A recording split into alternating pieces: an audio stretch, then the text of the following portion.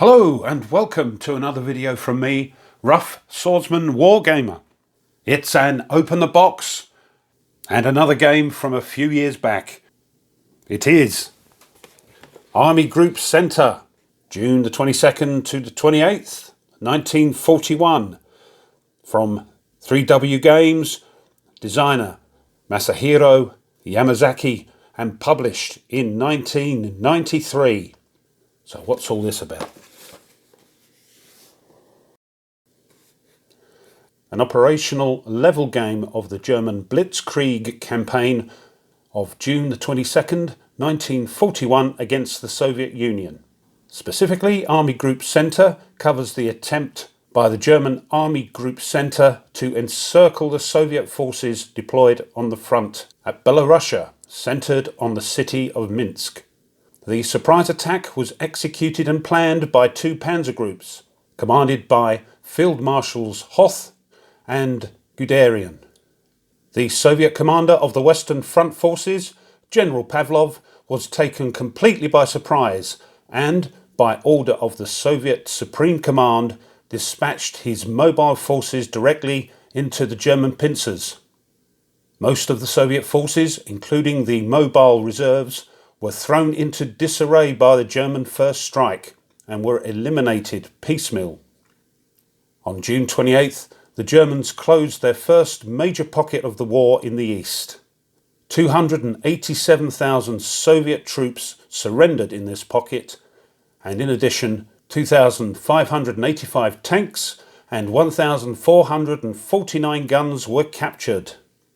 In Army Group Center, Masahiro Yamazaki has created a fast-paced and realistic simulation of the German Blitz machine at its most potent. Land units represent divisions, regiments and brigades and include a wide variety of types. Air units represent aviation brigades, Geschwader for the Germans, or divisions, Divizia for the Soviets. Command control is at the centre of the AGC design, and careful planning is needed to win. Units may be in a variety of modes: prepared offensive, mobile offensive, stand, withdraw, reserve, etc., each with its own capabilities and effects upon combat. Unit morale and the maintenance of communications with higher level of command are also critical. Army Group Center is played in 14 game turns, each representing half a day of historical time, and the game includes 3 scenarios: the historical one, and others assuming greater Soviet preparedness at either the front or high command levels. So, what we got here: one rulebook, one 34 by 22 inch map, 500 die-cut counters, charts and tables, Axis and Soviet organisational displays, and one 10-sided die. Yes, Masahiro Yamazaki is the designer. Players 2, but can also be played solitaire. Playing time 5 hours. Complexity sort of high-ish. Solitaire suitability very high.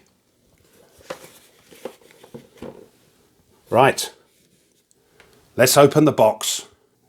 This game I picked up very reasonably on the old internet, but it does appear to have suffered in its past maybe a little bit of damp damage, so we'll see what that entails. So,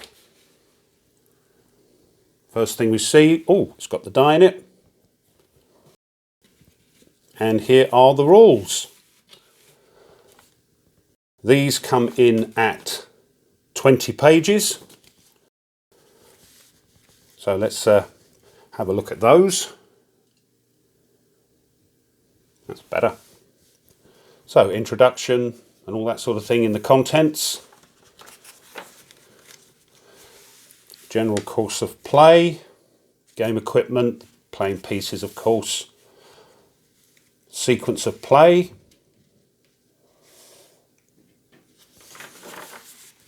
stacking, zones of control, unit modes, combat, very dense text and not a lot of pictures. Procedure of combat resolution, modifiers for combat, morale, retreats and disruption, advance after combat, combat in the Brest-Litovsk fortress, movement, overrun. So it all seems pretty sort of standard. Is that the word for these sort of hex and counter games? Here's our tables. So there aren't any separate ones in the game, they're included in the rules. Combat results, air warfare, weather, modifier for combat, terrain effects chart, mode effects, mode change table. Terrain effects on movement and combat, headquarters and communications, air warfare, and the weather and all that.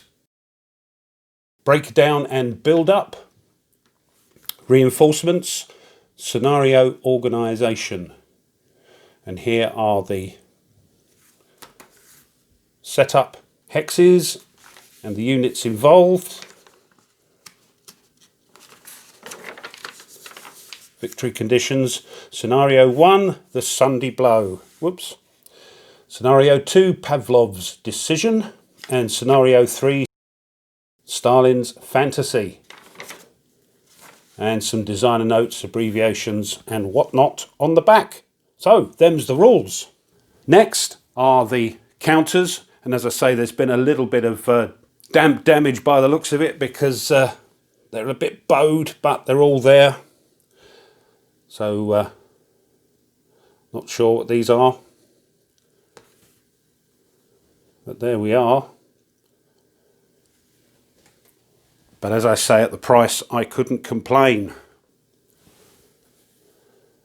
Yeah, there we are. Pretty sort of standard looking counters for the time.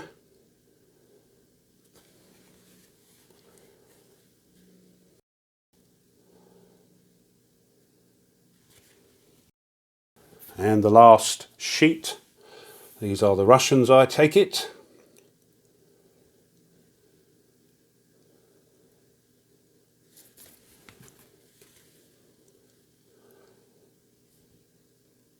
There we are.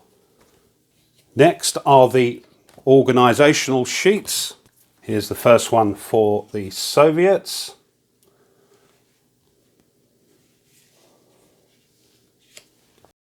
Second one for the Soviets.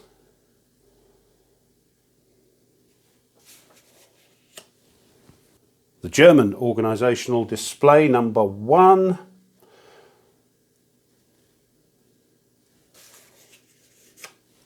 And number 2.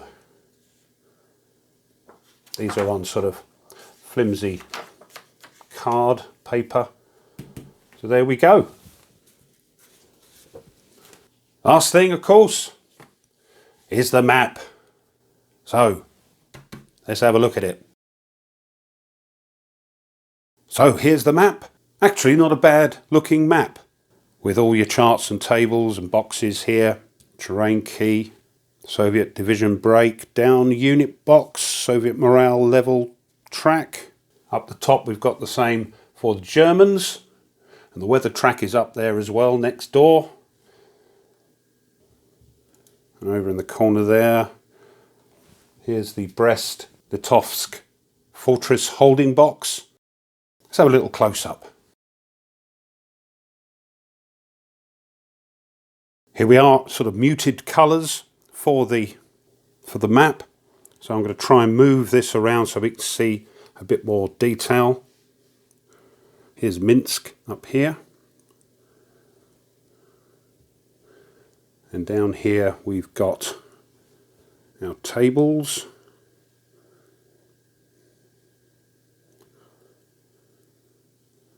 And terrain key. Game turn record track. Whoops. Air superiority box and such like. So yeah, not a bad looking map at all, I don't think. Then up here we've got the German levels, morale levels track and the breakdown units box and the weather track. So there we are. That's the map. So this has been an open the box of a slightly neglected copy of Army Group Centre, June the 22nd to the 28th, 1941, designed by Masahiro Yamazaki and published by 3W in 1993. The high solitaire suitability of this intrigues me, so we'll see how we get on with this, hopefully in the not too distant future. Well, hope you enjoyed that. If you have, and you haven't done so already, it would be wonderful if you would consider subscribing to the channel because it helps out a great deal. Push the thumbs up, like button of the video, and the bell if you want to be informed of other videos that are uploaded. Leave a comment and share. And if you want to support the channel a little bit further, now you can by buying me a coffee. Doesn't cost much, and all those coffees do indeed go towards new content for the channel to upload. If that's of interest to you, there is a link in the description, and thank you. Also, not forgetting those that have subscribed to the channel. My lovely subscribers, thank you very much indeed. So, until next time, as always, you take care and goodbye.